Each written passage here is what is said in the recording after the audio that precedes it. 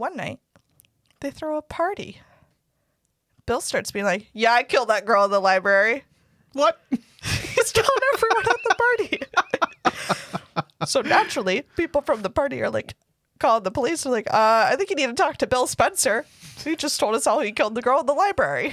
You know, here's my biggest pet peeve in the freaking world in regards to coffee. Should I have dairy ever? Probably not. Do I? Sure. I'm not going to go and be like, can I have the dairy-free milk in my coffee? I'll pay you 50 more cents, blah, blah, blah. No. If I'm going to get the shits, whatever. I'm going to get the shits. This is staying in. That's fine. I don't care. I'm sure other people can relate to having dairy issues that upset their stomach. Maybe. Make your own You freaking freak. coffee at home with your own freaking dairy-free milk. Like I do on a regular morning. When you treat yourself to a fancy peppermint mocha because 'tis the season, you just get it as is. And that's my rant of the day. It's part of the experience. Shitting your brains out afterwards. Yeah. If that's not how you like to have fun, probably don't be my friend. Usually only on Thursdays for me. Whoa.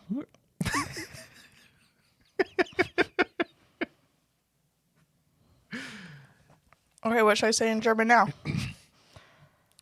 Do you want to do your entire episode in German? Hold on, I'm trying. It's gonna come to me. I can't think of how to say like her. You know, Good like start. I know because it was gonna be like her father is, Yeah.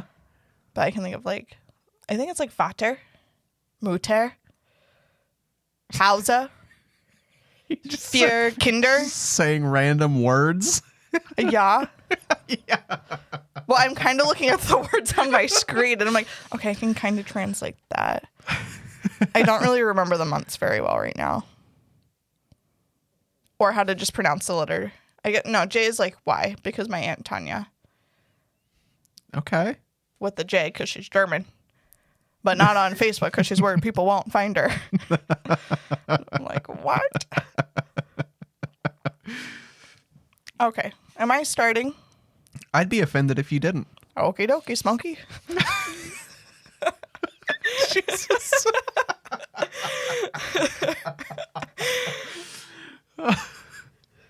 I bet anyone that listens hates all of these random things that we say that make us laugh, but mean absolutely nothing to them. That's okay. I'm not going to stop.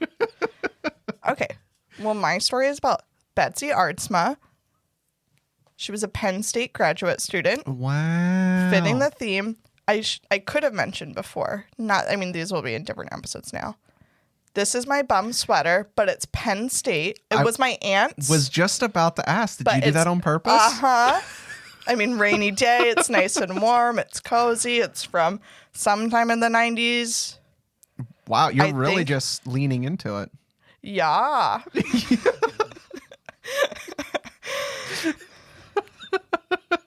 I am part German. I'm not trying to be offensive, I should say. I just can't speak it very well. It's fun, though. Okay. All right.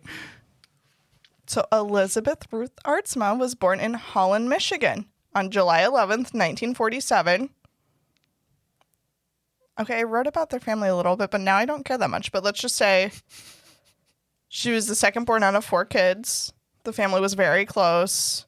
They were all raised very religiously. They were churchgoers. You know, they had those kinds of values. When she graduated high school, she was 5th in her class. So she was a great student. Nice. Oh, boy. So she did things like she had a lot of extracurricular activities. She would help do like outreach stuff with her church. She helped out an Indian reservation. She taught arts to inner city students in Michigan. Wait, how old is she right now? Like This is like when finishing up high school before college. She's done more in high school than I've done in my entire life.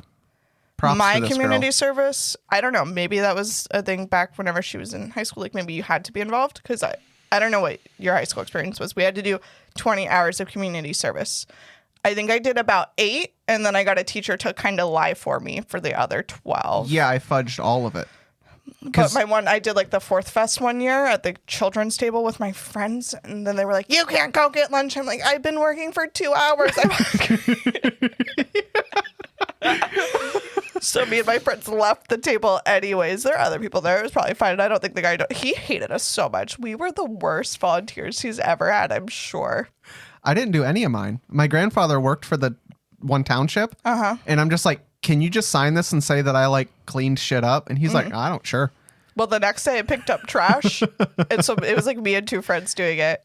And the one friend, she was like, no, fuck that. And just overslept and didn't come pick up trash with us. And it was just like me and my one other friend picking up trash after the festival for like 4 hours. They wouldn't let me drive the Capona around. It's like, it's fine. I'm a redneck. And they're like, no. I've seen you drive. It's not great. It's not great on like redneck equipment either, but it's fun. It kind of is. Me and my brother used to take my pop's 4-wheelers up these jumps in the woods at the camp that he went to, and he'd always be like, don't do this, blah, blah, blah. We're like, okay, bye. We wrecked them a few times. I don't know how I never got injured or how Trevor never killed himself, but that was the most dangerous time of my life. Okay, anyways, we're not talking about me anymore. For now. For now, you're right. Okay, so she's involved. She's smart. She's a catch. You know? She's probably like your typical 60s teenager. You know? So, she graduates high school. She enrolls in Hope College. I assume that's like nearby their home. Didn't exactly say. I didn't care to look it up because it didn't matter to the story too much. But she's going to be a pre-med major. Oh my God, I can't stop like having the little burps now. Just because I like this, her friends were like, she's a feminist. She likes women's rights. She's going to be a doctor and blah, blah, blah. But they were like, but she did like to sneak cigarettes at parties with us. Whoa. I know. She had a little bad side to her. It's called cigarettes. Cigarettes weren't even bad for you back then. They thought it was just like having a beer. They're like, oh, you have a stomachache, have a cigarette. Exactly. All right. So after like 2 years at Hope College, she transfers to the University of Michigan, which is where she originally wanted to go. But her parents were like, no, go to Hope College. I assume it was just like keeping her closer, you know, close family. I don't know. When she transferred, she changed her major to English instead, which is, I don't think it's what she originally wanted to do, but, you know, I'm sure trying pre-med and realizing like maybe it's too much. Not everyone's meant to be a doctor. Yeah. I don't know. Maybe she had it in her. She died, so we'll never know. Oof. Okay. So senior year of college, she meets this boy, David Wright. They start dating. He was a pre-med student. He graduated. I think he graduated like a year before her or something like that. I don't know. Maybe we have the timeline run. Doesn't really matter. He then wants to go to medical school. He gets into Penn State Hershey. So he's moving. You know, he's leaving Michigan. And she was like, well, I kind of want to join the Peace Corps after I graduate. And he was like, I'm not going to wait for you. If you do that, then we're going to break up. Damn. So she's like, okay, well, I guess I'll go to grad school at Penn State then because I like you. What a girl. Yeah, I mean, 60s. What a shitbag. That was just probably the standard back then. You either follow me if you want to marry me, or we're done. That's how this works. I'm the man. You would make a good man. I probably would.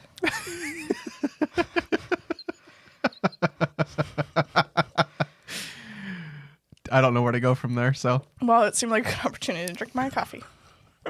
Okay.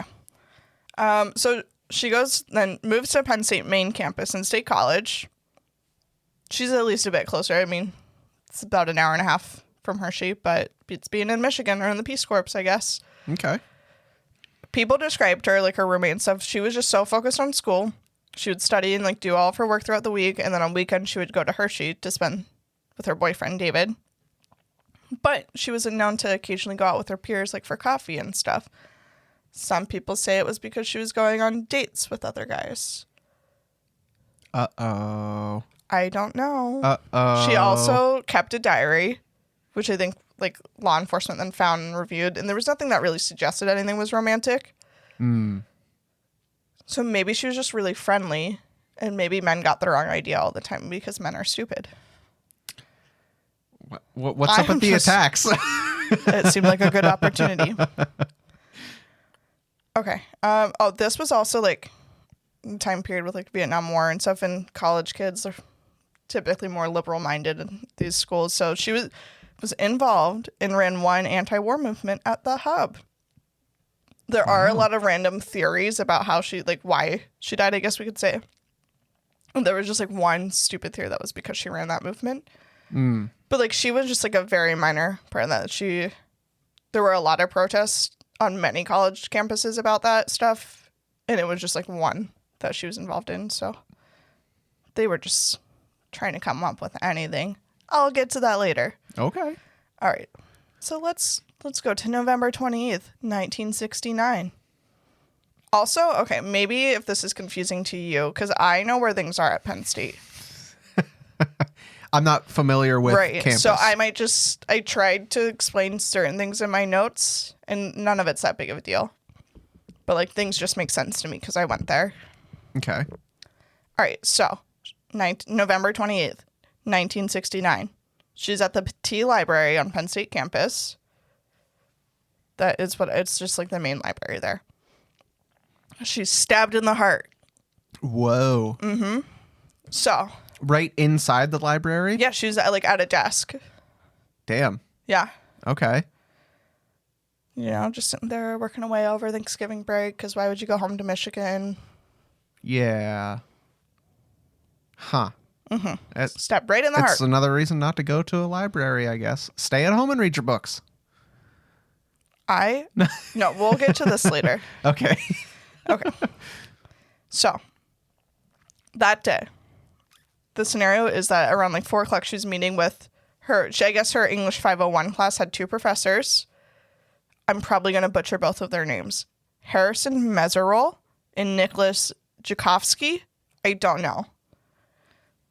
They might be dead by now, so I probably didn't offend them because they are like... Do you like that I whisper as if that deters the hearing? Okay. So her and her roommate Sharon were walking to the library together. Betsy had lost her dorm room keys, so they were coming up with a plan. That way they could like meet back up afterwards, and so Sharon could let her back in. I don't know. Kids are irresponsible. What are you going to do? So I guess, I don't know why these kids didn't go home for Thanksgiving break. A lot of them, at least from Betsy's group, stayed on campus. Don't know. So in the library that day, there were a lot of her classmates there at the time. Maybe there was a big end of the semester project they're all working on, and they all were so committed. Super committed. Just couldn't go home for the holiday.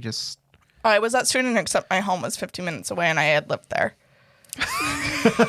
So I would always I'd be like, yeah, give me 40 hours that week at work, and then I'm just going to go home and do all my projects, and I'm going to study for all my finals like 2 weeks early, and blah, blah, blah, blah, blah. I was a good student. Okay. So I thought this wasn't about you anymore. At that moment, it's about me again. Okay. So our classmate, Marley Erdley, she was in the library. She said she saw Betsy around 4:30 after she was done meeting with her professors. They were both like at separate desks and the stacks working. The stacks is just like a section of the library too. I don't even know if I've said that yet. No. But the section of the Petit Library she was in is called the stacks. Okay. I'm sure I knew why it was called that at one point. I don't even really remember anymore. It's just the way it's set up. There's just all these different levels. I don't know. Fair enough. Great. There's another classmate. A lot of these names I have are also fake names that were used in the book that I got my information from. Book is Who Killed Betsy by Derek Sherwood, who is also a Penn State graduate. Don't know him. Have his book, though. So, I don't know. This name isn't the person's real name, I'm assuming, just to keep them anonymous. But Shirley Brooks, another classmate, around 4:45 was like, Betsy, I need to borrow one of your pens. And then took it back a few minutes later. Mm-hmm. Betsy's still alive. So far, so good. Mm-hmm. So again, that's around 4:45. A few other classmates had reported seeing her there. Said that she was mainly alone. People come and go, chit-chatting, like, oh, hey, Betsy. Oh, yeah. Yeah. Dean Brugart, he's the assistant stack supervisor. I don't know, he just helps run the library.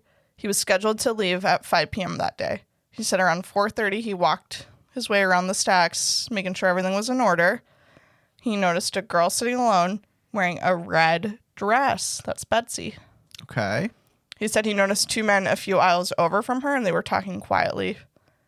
There were clearly other people in the library, but that's all he really reported seeing. He probably didn't make his rounds very well. He wanted to go home. Okay. But talking quietly in a library shouldn't be a red flag, right? Unless you're a murderer. I thought you were going to say unless you're a man.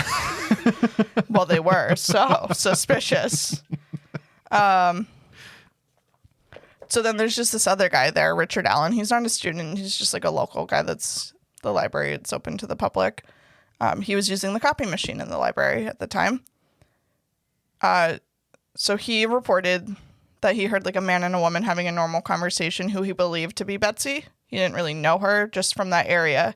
And a few moments later, he heard a metallic crashing noise. So he like started turning to go see what was going on. Mm-hmm. And then the man like came running out of the area. He just described him as like looking like a typical student. Okay. And that was just it. He was like, whatever. I'm done with the copy machine. I'm going to go home. He said he remembered like telling his family he thought something weird kind of happened in the library, but didn't think anything of it. And then he found out that there was a girl that died in the library. So he reached out to the police to just share the little bit of information he had, but he was never contacted again about what was going on with the case or what happened. Mm-hmm. It was weird. He doesn't really factor in anymore other than kind of a win. Like he probably saw who the murderer was, but it wasn't enough. Assuming that the guy running away was the murderer. Maybe he was just a little bitch and he saw it happen. He was like, I'm getting out of here. It's very possible. We're getting there. Okay. So the stack supervisor, Dean, he was like, yeah, I heard the noise. I didn't think too much of it. They would use metal carts to like transport books around, and he would say that people would knock them over. That's basically what he thought the noise was. Mm-hmm. Didn't think anything of it. It wasn't suspicious to him. And it was quitting time. So, gotta clock out and go home. You gotta go. And I will be the first to agree that if it is the end of my shift, if something weird's going on, I don't care. I'm leaving work. Yeah. No, I agree. Yeah. We don't work in a library, though. Maybe it's different. Weird crap happens. You just ignore it all and you go home. Because your little puppy needs to go out and go potty. I don't have that. He's not I'm a little just puppy lazy. either. He's always fine. Okay. So, Marley, Betsy's classmate, said she had also heard the noise. And I don't know exactly in relation enough to describe it. She was close, but couldn't necessarily see Betsy and what was going on. Oh, no, thought it was going to be better. Okay. But she said a man did come like rushing out of the area from where Betsy was. And he like looked at her and said, that girl needs help. So Marley, being caring classmate she is, goes over to check on Betsy. Mm-hmm. She said Betsy was laying on the ground and she just assumed she had fainted. So she starts like trying to check her pulse. Doesn't realize she had been stabbed. Betsy was bleeding, but the red dress made the blood not noticeable yet. Okay. So Marley, I don't know, she gets the attention of the library. They call an ambulance at 5:01 p.m. Okay. Now, the library was supposed to close at 5, right? Well, it was just like when the staff could leave. I think the library was always open. Okay. Maybe not back then. No, I don't know if it's in my notes. I might be getting to it, or maybe I took it out so I wouldn't start ranting. But there was a curfew on campus, but only for the females. Oh, interesting. You look like you have a lot to say. I have opinions. Okay. So maybe the library did close at a certain time. Okay. They were still allowed to keep working though. Just like the supervisor was just, I'm sure they probably had like part-time staffing, but whatever. That's when the real janky stuff starts happening. Of course. Yeah. They had noticed that Betsy peed herself. So there was a mess. But again, they think she just passed out and had an accident. So the library, they're like calling the janitor to come clean up. The ambulance takes Betsy to the health center, not to like the hospital. I guess it was like the on-campus thing. Oh. So no one has realized that she's been stabbed yet? No, they don't realize. So when she gets to the health center, they're like giving her CPR. And that's how they realized, because then the blood was just oozing out of her chest. And then she was declared dead by 5:19 p.m. There was one other thing that I read that had, well, no, in the same book, I guess, but they had 2 different times. I don't know. The researcher who wrote the book stuck with 5:19 because I think that's what like the health center declared. Okay. But then I think the autopsy said something different for what they thought. But I mean, they did that after she was already dead. I don't know. I don't know how it's declaring someone dead works. It's really hard to imagine. You said that she was found laying on the ground at 5:01. That's when the ambulance was called. Oh, okay. And then she was declared dead at like 5:19. Mm-hmm. But like, I don't think the health center is that far. Yeah, but if things are all the same. How can someone be stabbed in the heart and they don't realize that she was stabbed in the heart? Because she was wearing a red dress. That's just weird. Okay, that's all I know. Okay, so once she's at like the health center and they realize, they notify the police immediately like, okay, this is a homicide. Mm-hmm. Girl is just sitting in the library and gets stabbed in the heart. So they immediately go to the library because they're like, let's check out the crime scene. And I guess, the library, they had already cleaned it up because they didn't realize that she got stabbed. I think they did clean up blood, but I think they just thought like whatever the blood came from was like a result of her falling. Gotcha. I mean, it couldn't have been that much if they just cleaned it up like that. Right. Otherwise, I think the person cleaning it up would be like, yeah, maybe raise some red flags. I don't know. I think they were just worried about the urine. So I'm assuming she was stabbed in the chest and she was laying on the ground on her back, not on her I don't chest. have that information, but that's what I would assume. Okay. Because I would assume the blood wasn't like pooling anywhere on the ground. Right. Okay, so they speak with the library then and ask certain questions. They determine between the time of 4:30 p.m. and 5:15 p.m. a total of 440 people had entered the library and could have been the killer or just witnesses that could help them. But also, just my little side note is like, couldn't the killer have been there all day long or something? Yeah. I mean... And if they know that she died... Like it could have been someone accident clearly happened after, or like around 5 p.m. Mm-hmm. Why do we care who's coming in after 5 p.m.? Right. I don't know. Like they could have been in there all day, like you said, kind of just like they probably stalking weren't. someone out. Well, or yeah. not. Yeah. If it's someone, we'll get into the theories or in the suspects, but like if it's a classmate, they probably knew a lot of their peers from the class were coming to study and meet with their professors, and they had some grudge against Betsy. They're like, she'll probably be here today. I'll just wait. I'll just wait. But they also believe that it wasn't really planned out. Because who would plan to kill someone in a public spot like that? I guess. But we'll get there. Okay. I'm waiting. So after she's been killed, she gets taken to the Bellefonte Hospital for her autopsy. I don't think there is a Bellefonte Hospital anymore. Not anymore. But in 1969 there was. Fun fact, just figured I'd throw that in there. But they basically said there was no struggle, so they assumed that Betsy knew whoever killed her because she wouldn't have been alarmed to see them coming. Right. So she probably wasn't fearful of whoever killed her. She probably knew them. Makes sense. Unless it was completely random and she was just being polite to a stranger coming up real close to her. Mm-hmm. But like no one heard a scream from her when she got attacked. They did determine though, the way she was stabbed, like one of her arteries, I guess in that area got nicked, and it was like she was bleeding out in her chest, which prevented her from being able to scream. She was basically like drowning in her own blood. That sounds like a shitty way to go out. For sure. So that's what the autopsy revealed. So authorities, they had nothing to really go off of at first. So they had all these proposed theories. They thought maybe she witnessed a drug deal. Maybe she witnessed a homosexual encounter. It's 1969, folks. It has such a sinister undertone whenever you say it's 1969, homosexual encounter. Yeah. Maybe a mentally imbalanced individual attacked her. Maybe it was just completely random. But they decided, let's focus on her classmates from English 501 because that's mainly who was in the library. Seems likely she probably, again, just from the little they had, they're like, she probably knows who did it.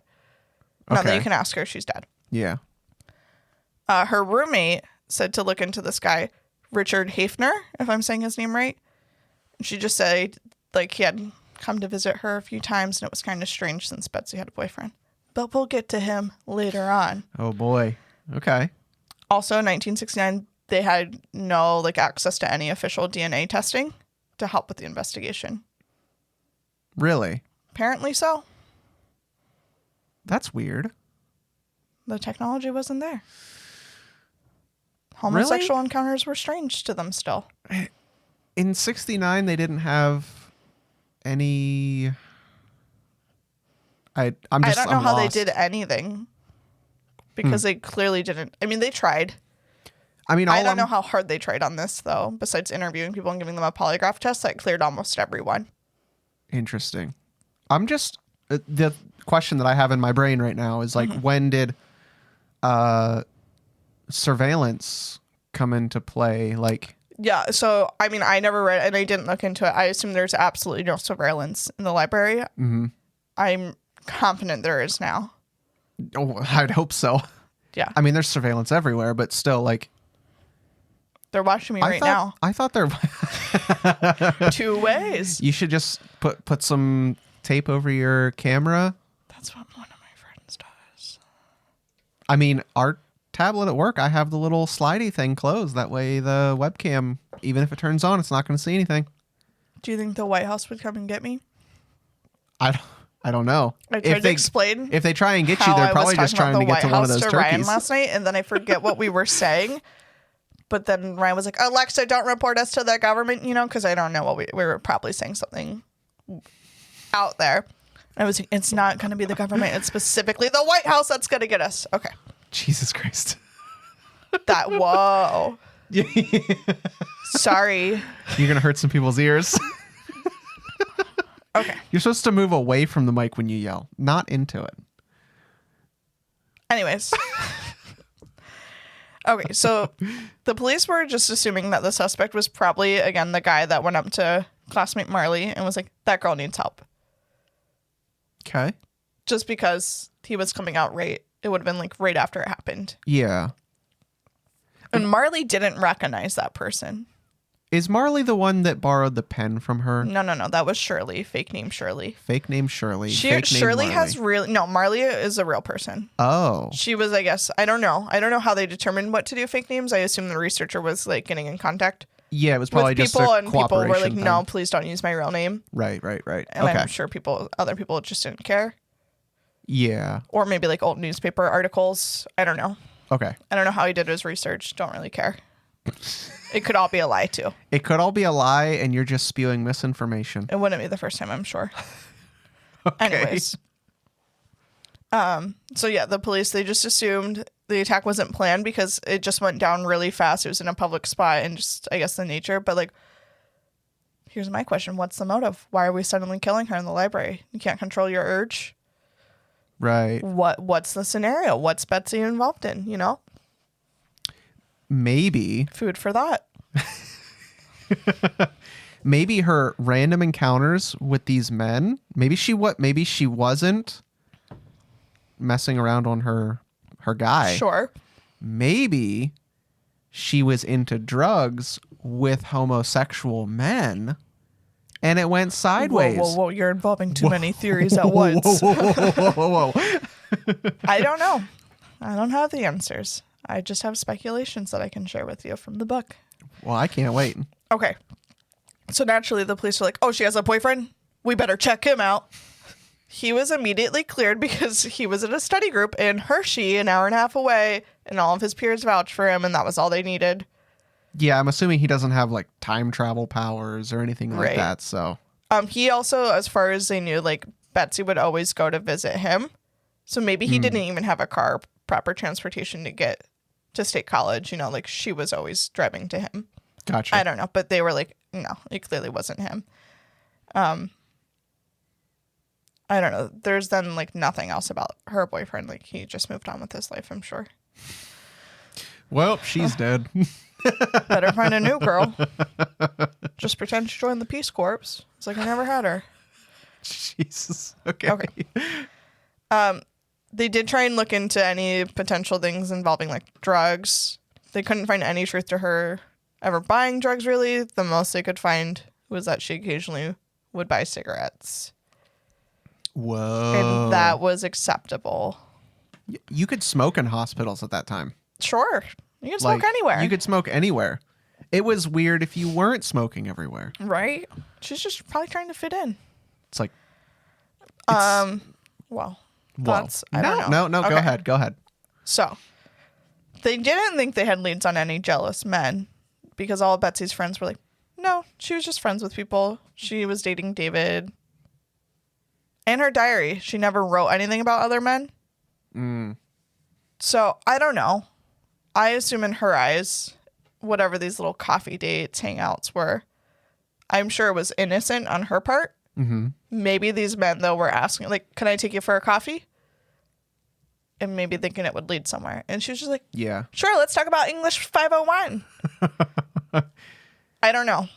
It was, whatever it was, wasn't ever important enough for her to document in her diaries or enough for, like, the only person her roommate, Sharon, I think Sharon was her roommate, said about was, like, check out this Richard guy. Because he would come around sometimes. Okay, yeah. Seemed strange to was her. like the And she didn't know troubled one. him very well. So she claims, I don't know. But they were like, whatever. So they're like, let's just start interviewing all of the classmates in English 501. And I guess she had about 60 classmates. I don't know. They're not necessarily getting anywhere important with that. The murder weapon, though. They never really found it as far as we know. But, so she's murdered fall, November 1969. Spring 1970. This young boy, he's just like waiting outside of Rec Hall, which is not that far from the Petit Library. It's just like the Petit Library is at almost the end of the road, and then Rec Hall. The listeners don't know what I'm doing. Rec Hall's just like right there, though. Okay. So his mom, I guess she was like working at Rec Hall. So he's just outside waiting on his mom. He's playing in the bushes. It's the 70s. You don't have a cell phone to sit on, you know? You're not like, I don't know. A cell phone to sit on? What? I don't know. So he's playing in the bushes. Let's just move on from that. I don't know what words come out of my mouth sometimes. Okay. He finds a knife in the bush. Again, Hey, Mom, look, I have a knife. Oh, good for you. So she's like, we better give this to campus security. Not a cool mom. She would have Right? been like, just clean it off. You got yourself a new Sure. knife. Whoa, look at that. Wow. Your lucky day, free knife. Okay. Now, I don't know how they know this because first in the book that I'm reading, it says it fit the size and shape of the murder weapon. But then it also says they don't know whatever came of the knife. If it got turned over to the police did nothing with it. So I'm like, how do they know then that it fits the size and the shape of the murder weapon? You know? It Right. just seemed, I don't know. It seemed weird. It Maybe like they're jumping. was it like a case. It could have been like one of those weird quote unquote missing evidence things that can Right. never be an accident. Right. I don't know. Huh. But they said regardless, if it was the murder weapon, it went through the winter in these bushes. Mm-hmm. Whatever DNA would have been on it was gone. And it's not like they would have been able to properly test the DNA. Years later, they probably could have Yeah. if it was preserved properly. But it wasn't. And they don't know what ever happened to it. It's not something to their knowledge that like local police have anymore. So I don't know. I don't know. But Maybe it was when OJ's you think knife. about it, that seems like a leap. But like again, library and Rec Hall are close. You think you just stab someone, and then maybe you're panicking and throw it you in the bush, Run by, throw it in the bush. and maybe that's why they just assume that it was. Mm-hmm. They're like, yeah, that could have fit the size of the knife that that True. caught. I don't know. I mean, I'm Knife's imagining. missing now though, so I'm imagining like a kitchen knife, like an old kitchen knife with like the wooden handle. It's like clamped together with those like little circle metal things. I'm imagining my meat knife. It's probably not a 13-inch steak knife. What? Okay. So now we're going to jump ahead. February 22nd, 1977. Whoa. Oh, and I forgot to mention, because it's not that relevant, but like when the police were interviewing all of the classmates, there's a building on campus, Buki Building. Okay. It's just it's like a classroom building. They let the police set up an office there to make it more convenient to interview the students. So Sergeant George Keebler was like, I guess one of the detectives or whatever people leading the investigation at the time. So, but in like 1969, 1970. But in 1977, a letter arrives on campus to Sergeant George Keebler, the office on Buki. That was just temporary, though. Keebler, he's now become a state police officer. He's moved on from the local stuff. The Buki office that the police were operating from. No. It's been done for years. That's weird. So this is what the letter said. You never did catch the guy who killed that cunt in the library back in 71, did you? Well, fuck you all. Here's a present for Washington's birthday you'll never forget. I like it. So. Person who wrote this, I mean, they got the wrong year, but I have some theories. Okay. And it's just because probably a lot of like the interviewing stuff was happening in 70 because it was at the end of 69 and then it was like Christmas and who cared? I don't know.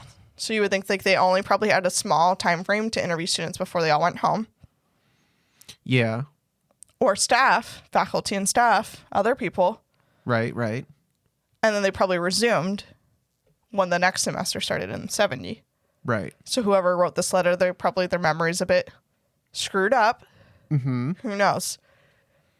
They couldn't find any prints on the letter. And then they said the handwriting, it looked like they wrote it trying to conceal their handwriting anyway, so that it couldn't be identified. And it was postmarked that it came from Atlanta, Georgia. Is there any significance to that I missed? Not yet.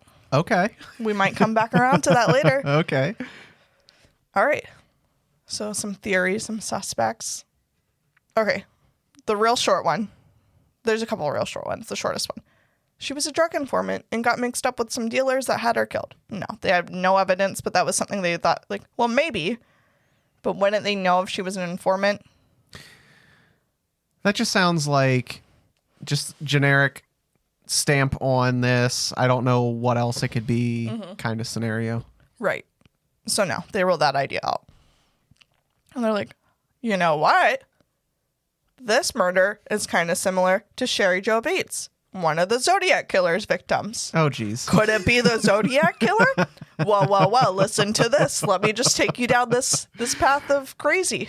Okay, I'm ready. Sherry Jo Bates sat at a desk that had a poem carved into it that they thought the Zodiac did. The desk Betsy was sitting at had something carved in it. Do you want to know what it said in her desk? I'm dying to know. Okay. Here sat death in the guise of a man. RSK. So I Googled that. I found nothing. Well, that's all you can do. So I'm just assuming some other Penn State student was like, I just wrote this poem. I'm going to carve it in this desk. And that has absolutely nothing to do with Betsy's death. But they're like, but could it be the Zodiac? No. Listen, back then, you couldn't post anything on social media. You just had to carve stuff into desks. Up until, I don't think I really did it in college, but up until high school, I would be like, with like a pen or a pencil or a marker into any desk I sat at. Like I had no self-control. I damaged a lot of school property, I'm sure. Way to out yourself. Come after me, State College. Did you sign any of your work? No, none of it was good. It was there was nothing. It wasn't creative death poetry. I wish I could be that cool. Senior year English class, though, we wrote some different things, and I was I was out there mentally. I don't know. There's a lot of emotions in my life. And I remember writing one super depressing poem, and I'm sure I plagiarized part of it too. But my English teacher loved it so much, and he would do his favorites. He would make us read to the whole class. And whatever depressing hatred poem I wrote, he's like, read that one, Caitlin. I was like, okay. Everyone already thinks I'm a freak in this class. I mean, half the people I had known since like kindergarten, but I read it. He really liked my senior speech. He would always say he was going to forget us all as soon as we walked out of his class on the last day of school. Forget us all. He's finally forgotten me. We don't talk anymore at work. But he would always be like, yeah, that great senior speech. I don't remember your name for sure, but you had the great one. I was like, I did. Enough about me. I like how you always bring this around to you. I just relate to this. You psychopath. All right, you ready for the next theory? It might be more of like narcissism a little bit. Okay. Whatever. Get ready to shit a brick. Ted Bundy. Jesus. Supposedly, he was looking for his real father around this time period, who was in the Philly area, so he went out to the East Coast. But then when they looked into it, his trip was actually in the spring of 1969, not the fall. You know, in the fall, he was actually enrolled in the University of Washington, and he was dating girlfriend Liz Clover, if I'm saying that right. But his close friend and coworker, Ann Rule, true crime writer, confirmed that Bundy spent Thanksgiving with his girlfriend. Oh. And then, he wouldn't just kill a girl in the library and leave her there. He would lure her in somehow, kill her, mutilate the corpse. It's not elaborate enough for him. Hacksaw her head off. You're getting really into this. I'm just telling you what I know. But these are things that the police were like, but I wonder, there's that Ted Bundy guy out in like Washington, Oregon, Utah, all of the above. Could he be in Pennsylvania? Could the Zodiac killer from California have come here? Who knows? All right, next guy. Maybe a little more believable.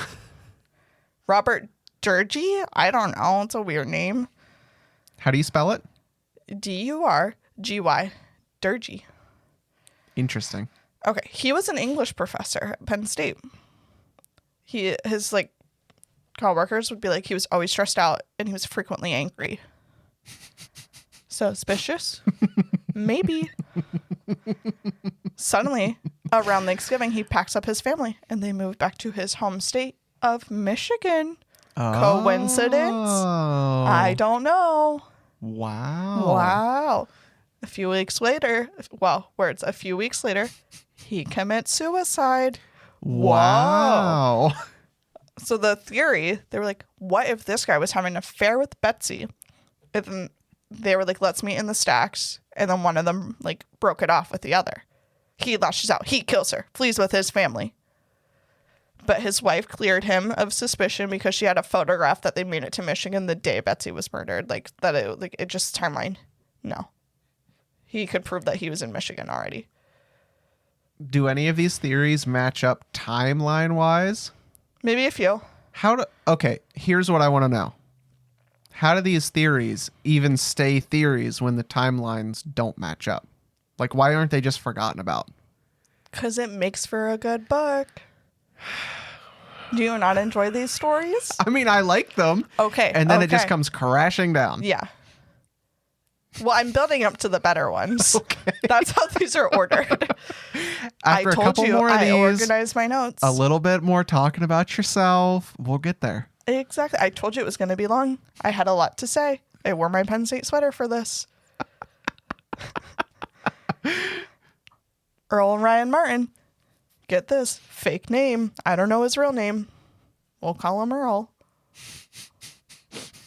So, already a red flag. Right? So when the cops are interviewing the English 501 people, the one Professor Jakovsky, he was like, check out that kid. He's suspicious for sure. Earl was possibly one of the classmates that Betsy had gone for coffee with. Okay. Nothing happened. He was just different from the rest of these liberal-minded 60s students. He was into hunting and weapons. He didn't care about... He was like, sure, you want to go kill people at war? Great. Go kill people. While other people were like, peace and love, stop the Vietnam War. Earl didn't care. He was just like, let him fight it out. Yeah. So they give him a polygraph test. You kill her? No. You passed the test. Congrats. All right, get out of here. You're clear. But here's something. Later on in life, they find out this guy, he gets a job with a government intelligence agency. So he has to undergo a polygraph test as part of his clearance. They ask him, have you ever been part of a felony investigation? He fails the test. Whoa. Well, failed that question, I guess. Uh-huh. He ends up getting the job. It's fine. Oh, you can fumble a couple. It's okay. Yeah. It's government work. I don't know. I assume that he was probably thinking, he's like, well, I was questioned. So does that make me involved? You know, and then you don't know how to answer. And then it probably just like gray area. Polygraph test. Are they reliable? Probably not. Who's going to believe a little But needle? this is like back in the day. Yeah. They didn't have all this DNA stuff. You're getting really wild right now with your emotions. Wow. Well, okay. But here's the thing. I guess when he was originally questioned by police, like, where were you at the time of her murder? He's like, at best 20 feet away. What? But I think he was probably being like, no, yeah, I was there that day working on English 501. But I was like way away from her. I wasn't like Marley. She was raped by Betsy. Yeah. I was 20 feet away. It wasn't me. That's how I imagine Earl is, you know? Yeah, It's okay. like, but do you want to go see my weapons now? They're not knives. I like guns. No, I don't know. I'm just, you know. I mean, I like the picture that you're painting of this guy. They assume, well, the researcher was like, no, it's probably not that guy. Because if he got that job, he's probably always going to have to do these polygraph tests. Be hard to keep a murder a secret. But I don't know. Maybe you're a good liar. That's all I got about that guy. Maybe it's possible. I guess they don't have a way to necessarily like prove or disprove anything about him. Because, I mean, he did say, like, yeah, I was at the library, but I was 20 feet away. But I didn't do it. I mean, hey, if you can just be like, yeah, I was there, but I didn't do it. I was like 20 feet away. It's like... That passed the test for him, the polygraph test. You know, I mean, it's and that was very like their main way of straightforward. clearing suspects, was if you can pass the polygraph test. Right. That was all they really had to work with at the time, as far as the book said. Okay. I don't know. Next person, Bill Spencer. This, I cut some of the stuff out because it's a wild ride and it's probably not Bill. But I kind of want it to be Bill. Okay. Not that, like, I mean, the girl's dead. Someone had to kill her. Doesn't, okay. I don't even know what point I'm making here. Okay. So Bill and his wife Nancy moved to State College because she gets into grad school. Okay. I don't know what Bill was originally doing. It might have said I probably didn't think it was important, but Bill's growing some marijuana. Whoa. Gets arrested. Loses his job. He was, you know, trying to be the husband to support his wife in school. Pretty sure she just ended up supporting them both because he would just do like artsy things, you know? You get a paycheck sometimes back then. I don't know. I was like, maybe though, I'll grow more weed. Okay. So then one night, they throw a party. Bill starts being like, yeah, I killed that girl in the library. What? He's telling everyone at the party. So naturally, people from the party are like, calling the police. They're like, I think you need to talk to Bill Spencer. He just told us how he killed the girl in the library. Oh, he had also told them, he's like, yeah, she modeled nude for me. She needed to make some extra money. I was like, all right, I'll take your picture. You model for me. Here's some cash. I don't know. Some of her peers had said that they heard maybe she was modeling, but there was just nothing they could ever find that showed any indication that she modeled nude or clothed. I don't know. Okay. Bill was known to be just like a storyteller. I'm imagining a guy. Yeah. But at like an actual creepy level to this guy, though. Okay. Oh, okay. Our storyteller guy, he's probably harmless. At his current age, he's probably harmless. Yeah. So the police, though, they bring him in. They're like, we got a couple of questions to ask you, Bill. Oh, yeah. Well, let me tell you. But he tells them basically the same exact story, other than he's like, I didn't actually kill her. I just said that. He's like, but yeah, she came over. We took some nude pictures, you know. No big deal. I was at the library that day. I didn't kill her, though. Then he says, I saw the killer. I'll give you a description. I'm like, okay, we're intrigued. He describes one of Betsy's other classmates, Jose de Jesus. Fake name. There might be racism in there somewhere. Why would you give someone a fake name like that? I assume because he was Hispanic. Yeah, but I don't never know. mind. I'm telling you what it says. It's like, whatever. Let me tell you about Jose real quick. Okay. He was known to follow the girls around and lurk on them, apparently. He liked to wear a brown overcoat. People thought he was a flasher. Maybe a peeping Tom, too. He was at the library that day. Police never spoke to him. They were just like, you know what? Bill's just a nut. We can't believe anything this guy says. He's just probably a pervert, but he didn't probably stab her. We're not going to follow that lead. Just let that one go. So maybe it was Jose. I don't know. I did not go down that path, and it wasn't really in my book too much. Just a little tiny bit. Okay. But yeah, so they're like, Bill, you're nuts. We're never going to talk to you again. We're done with you. Get out of here. So that's kind of, it's not quite the end of Bill's story. But I'll just say real quick, Bill and Nancy end up moving. They leave State College after she graduates. They move to Richmond, Virginia. But they get divorced by 1979. Aw. I mean, Bill probably never worked again after he got fired for growing marijuana, and Nancy probably got sick of his shit. It was like, I got to move on. It's almost the 80s. I can divorce you now. I don't have to stay married to you. I have my PhD. Yeah. Why am I with you? Yeah, she can just do her own thing. Good for you, Nancy. Doesn't have a mooch. Bill ends up then moving to North Carolina. He dies in 1984 to what they believe was a heart attack. Nancy ends up remarrying. I don't know. This is just a fun little fact. And I tried to cut these out, but this one was interesting. Nancy remarries a guy. People like to call him Doc. Red flag, I think so.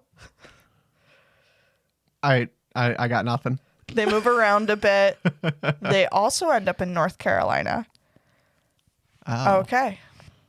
So the author of the book, the guy that did all the research, his name's Derek, by the way. He tried to look into all of these people too, which impressive for him. He found out that this Doc fellow, he had no family besides marrying Nancy. Nancy dies at some point before Doc does. I don't know. Doc had bipolar disorder. He liked to cross-dress. When Nancy died, he carried her urn of ashes with him everywhere. What the fuck? I don't know. So then it's 2008. Doc's living alone. One day, walks out of his house, leaves the door open, left the TV on, left his phone on the table, disappears. No one has ever heard or found him. They don't know what happened. There's our next story. Wow. That's great. All I know is his nickname is Doc. His real name might be in my book. I want to know. See all the twists and turns to this murder? This lady, what was her name? Nancy. Nancy. Sounds like she had her shit together. She likes some losers, though. How did she end up with this guy? She probably liked the bad boys. The marijuana growers, the bipolar disorder guys that call themselves Doc. You know, it was getting into a time period where men were like, okay, it's okay if I put on a dress. Would you classify a guy that cross-dresses a bad boy, though? I don't think that falls under that category. Have you met my roommate? Fuck. I'm not going to say anything. All right, that's all I have on Doc and Nancy. But just one real quick thing about Bill. The last thing. In 1977, where he was in North Carolina, he wasn't too far off from Atlanta, Georgia. He could have been, but maybe he was just fucking with the police. He's like, I want to write them a letter. They would have interviewed me in 70. True. So and if he didn't do it, he probably, I know, close call, almost spilled my water. I don't know. They think that he could have been the one to write the letter. Not that that proves anything for them. He still possibly could have killed her, though, and could have then bragged about it, lied to the police. Yeah. Whatever. Or he's just a freaking weirdo. Clearly, that's leading up to him getting divorced a couple of years before that. Maybe his marriage fell apart, maybe because he's going nuts. And he's blah, blah, blah, he didn't catch the cunt, blah, blah, blah, you know? Or he just didn't write the letter. True. There's always that. He also, though, here's the thing. The description that Marley gave of the guy that left the stacks and was like, that girl needs help, who they really believed that person was the killer. This guy, Bill, wouldn't have fit that description. Okay. Unless that guy wasn't the killer. That, I don't know. No one knows. It's unclear. how many ways in and out of this place are there? I imagine it being a don't know. library. There's one entrance. I mean, Petit probably has more than one entrance. It did when I went. So I don't know okay. how much it had been remodeled. The stacks are like a really old section. I didn't go in them too much because I was like, what if Betsy's ghost is here? Now, is it... Wait, what? Okay. Senior year of high school, the State Theater was like working on a production scary movie kind of thing, like documentary about Betsy's death. And my neighbor, she would cry over everything, like horror stuff. And I'd always tell her all of like the weird true crime stuff that I was into. And she'd always cry. I'd be like, we're going to go watch that movie. And she's like, okay. I'm like, you're not allowed to cry. Okay. And then they never finished it. Never got released, all this stuff. I don't know. It's rough. And then a girl was murdered in the stacks. It just freaks you out. You don't go in the stacks very often. You go to the computer lab. Okay. So the library, whenever you say there's different sections, I just assume like the building got expanded on. I'm sure it did too. So were the different sections like... It's also like the Petit Paterno library now. Like there's two main, Okay. I bet back then, because Joe Paterno, I don't know when. We don't talk about that. I know they probably hate us now. I'm just saying he still has whatever stupid legacy at Penn State. I'm not saying I support that. But like the main library is Petit/Paterno, whatever, or Petit and Paterno. But I guess the question that I'm trying to ask here is it like sectioned out? Are the different sections rooms? Like, are they distinct sections? Like, no, it's not like rooms. Or is it just like it kind stacks, of though, blends in? The stacks, like I think it's like desks that are set up, but I think there's like kind of barriers in between. That's why people couldn't necessarily see what exactly was happening with Betsy. Okay. But it's not like rooms. Okay. I just didn't know if it was like a super clearly defined I never really area. went in those areas, and yeah, it probably would be hard to see unless you're like directly like staring. Okay. I like the big open space where all the computers were because I always had to print a million things. That's fair. And I would always be like, Mom, I need more ink for my printer. And then she'd always get mad at me every time so that I learned to just start printing on campus. But they only give you so many pages you can print. And I'd be like, Wow. College, man.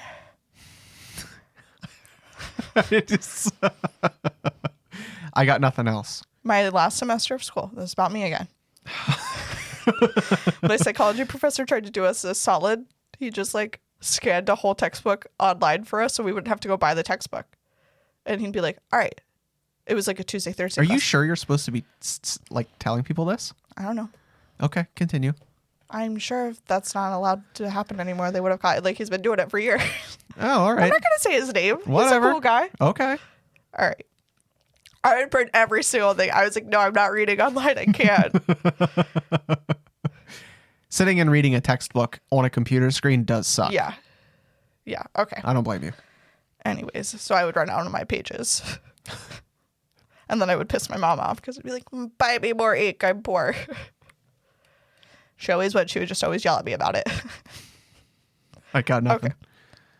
Our last main suspect here.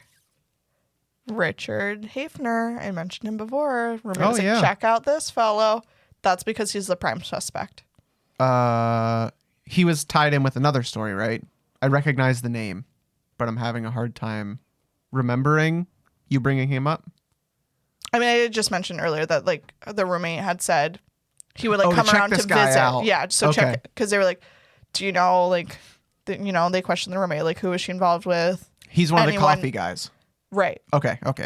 So let's just get into this story. I'm sure I'm taking forever. I'm getting towards the end. You're good. Okay. Police talked to him. They're like, oh, he was very helpful. He was actually rather concerned about Betsy. Couldn't have been him. Rick was like, well, we lived in the same building. Took her out a few times. We went to the creamery for ice cream. We went bowling at Belfont Lanes and had dinner at the Nittany Lion Inn. I'm sure it means nothing to most people.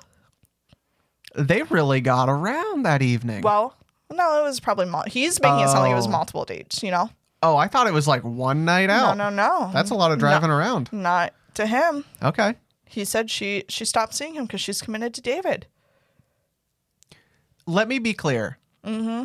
If you're a woman and a guy's like, do you want to go to the creamery? Mm-hmm. And you go, And then, do you want to go bowling? Mm-hmm. And then you want to go somewhere else? To the Nittany Lion Inn for dinner? Yeah. Yeah. The guy definitely assumes you're going on dates. For sure. Yeah.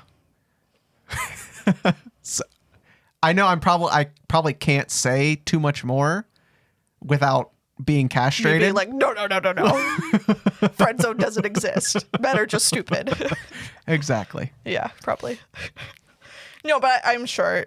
Well, I don't know. If her intentions were not that, she had no freaking idea then. But maybe he's trying to hang out with her as a cover-up. We'll get to some more information. I got to build up the story. But police are like, no, there's no reason to suspect him based off his interview. Okay, so our researcher here, Derek, he's like, we got to look into this guy more. And actually, I had just looked up before we actually started, because I have this book by him. He has written other books about this guy. He got inspired for sure. I'm going to have to get those because I'm a little curious, because this guy, his life is just a wild ride. Okay, so he gets in contact somehow with Rick's nephew, Chris, but they're really actually like closer. Marini? If that's the case, we have to discount this whole story I'm about to tell you. Okay. You're making me nervous. No, because this Chris guy, he was close in age to Rick. He said they were more kind of like cousins is how they viewed it, because they were close in age. It wasn't like he wasn't like Uncle Rick, you know? Mm-hmm. Mm-hmm. Okay. I guess I don't understand. Their family owned a rock crashing business. I don't know. That's what they called it. A rock crashing. I don't know. Interesting. Rick was a geology student, though. Okay. The family, they're from Lancaster, PA. So I guess after he's done at Penn State, he goes back home. Okay, so Chris, he's telling this author, researcher guy, just about like some arguments he had heard over the years between Rick and Rick's mother. The one argument implicated that Rick was involved in killing the girl from Penn State. He couldn't ever really fully recall everything, but he said that there was a clear argument in which he overheard, like listening while they're all at work, because they all work together pretty much, that Rick's mother was like, "You killed that girl, but I forgive you." Chris was like, if the police knew about his later life, they would have known that he was a suspect, a proper suspect. They wouldn't have just cleared him for being charming and concerned about her. The only thing males have going for them a lot of times is just being charming. Gets you out of a lot of situations. Okay, well, here's when he's not charming. In 1975, he's arrested and charged with molesting 2 young boys from his neighborhood. Okay. After his arrest and Never stuff, mind. Chris hears Rick's mother say, "You killed that girl and now you're killing me." That's very dramatic. Imagine your son just got arrested for molesting 2 young boys. What? As a mother, yeah. Imagine you're a mother now. Okay. Okay. And then she's like, "Are you going to kill me too now, Rick? Am I next?" Mom's Jesus mad. Christ. Now, I might just be exaggerating these conversations a little bit because maybe the book did too. I don't know. Maybe Chris is a liar. Who knows? If you're taking creative freedom on this, I enjoy it. Yeah, I like to tell a story sometimes. I'm not necessarily good at it, but who cares? Chris told Derek that he was like, "I'm pretty sure Rick was gay. So let's think back. Homosexual encounter. Dun, dun, dun. Rick molests boys. Maybe Rick was taking her on dates so that people wouldn't know he was gay. Right, Maybe it was harmless. He just wanted people to think that he was straight. I don't know. He wanted people to see them out. It's 1969. It's not okay to be gay back then, really. I mean, did he have a lot of like lady friends? No. That's weird. He because was that would be... So then he gets described. He was pretty much a loner. He didn't really associate with people while he's at Penn State besides Betsy. And so I wonder maybe because they lived in the same building, he said she was probably just from how we know of how everyone's described her, really nice, probably outgoing, probably talked to anyone. Mm-hmm. And maybe he was just really freaking weird. And she's like, he needs a friend. I don't know. I'm just speculating. Sounds like a situation that you would get into. Whoa, for sure. I like weirdos.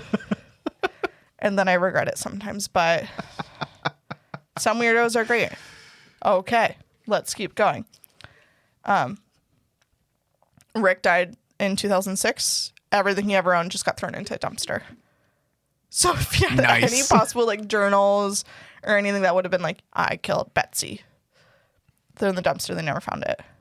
Rough. And he was no longer on the radar. Like, I assume that this is still like kind of to some degree an open case. I'm sure they're not like closed case. We'll never figure it out. Yeah. But I'm sure that's the mindset. Why would they like, Right.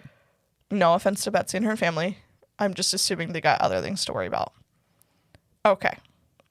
So after he graduates from Penn State and whatnot, he's working at this, it's just called, like in the book, they just called it the North Museum. And so I assume, because then it sounds like it's taking place in Lancaster, that it's like a geology, rock, that kind of stuff museum. Okay. Things would go missing from the museum, usually in the lab where he was working, but they could never catch him, but they all suspected him of stealing. But then reports started coming that he was inappropriately touching the boys coming through the museum. Ah, no. So he gets fired. That's rough. Okay. Then there was another time Chris overheard, like a year afterwards, after the murder, Chris overhears Rick's mother saying something like, oh yeah, the police asked me where Rick was that night. He was up there at Penn State, but I told him he was here with us. I lied to keep him out of jail. What? I don't know.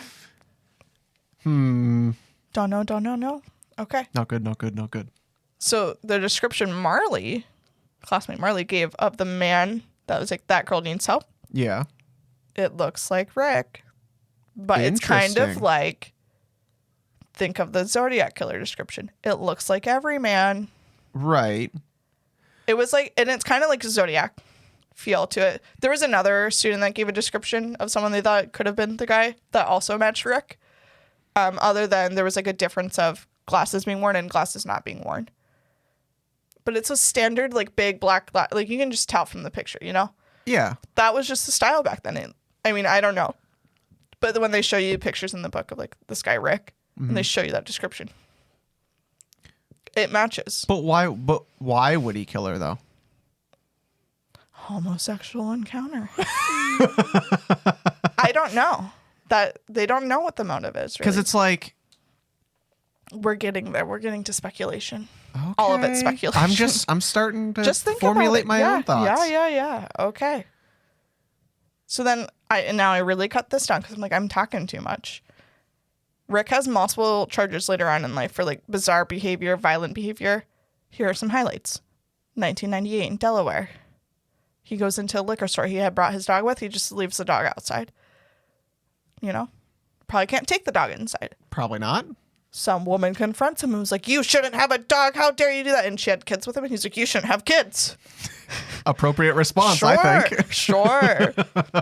Then he realizes like he's going back to his car. Yeah. And she sees what car he's going to or whatever. And she's writing down his license plate. Whoa. She's a Karen. She's going to call the cops because he tied his dog up outside to get some booze. So he fucking kills her. Close. Oh. She's then in her car and like the window's down and she's riding away. He just marches over to the car, grabs her, pulls her out through the window and starts beating her severely. He dislocates her jaw. He loosens up almost all of her teeth. She's completely bruised, you know. She needed $37,920 worth of dental work to fix her face. Damn. He gets charged with assault. They're like, you're going to prison for 1 year. 30 days go by. You can get out of prison. We're done with you. You're just going to be on probation for a year. We're going to send you to some anger management. You're going to pay her medical bills. Oh. Okay. Whatever. A little bit later, same year, 1998, at least 30 days later, because you know he was in prison, he assaults another woman in public. I don't know what triggered that one, but that woman forgot to show up to the court hearing, so they guess we can't charge you. You gotta love how the justice system works. Okay. All right. So. Wait. Hold on. Where is this taking place?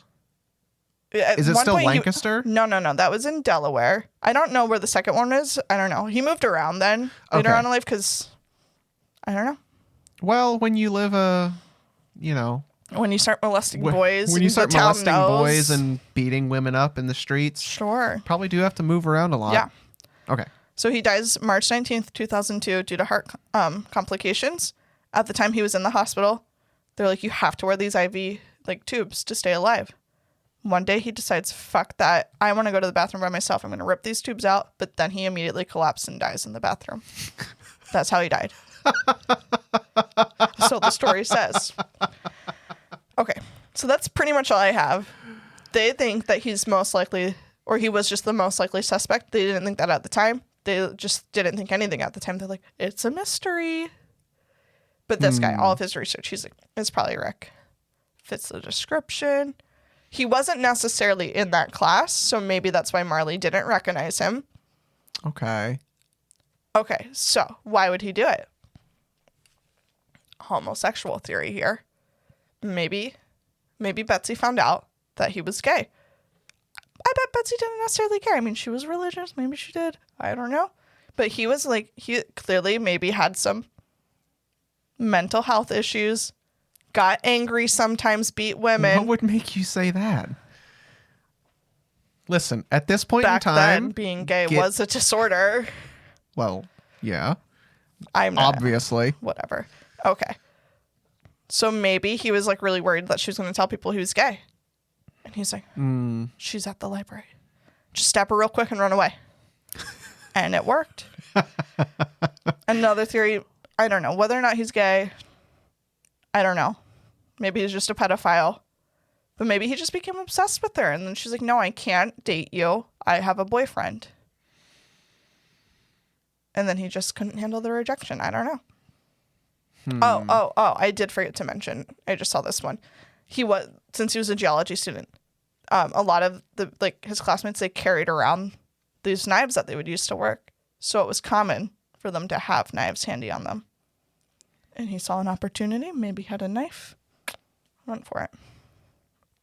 Geologists carrying knives around. I could see like chisels or hammers. I'm just telling you what the book said. But I don't know about knives. Okay, it's 1969. Didn't everyone have a big pocket knife? I don't know. I have no idea. I don't know how I wasn't alive geology back works. then. I know you think that I'm, old as shit. Yeah. But I wasn't alive back then. Wow, I have to pee really bad, Sotheby.